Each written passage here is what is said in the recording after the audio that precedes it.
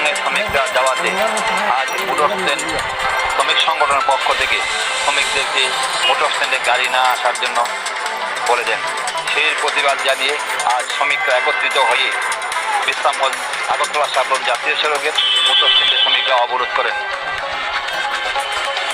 সকাল থেকে চলছে অবরোধ।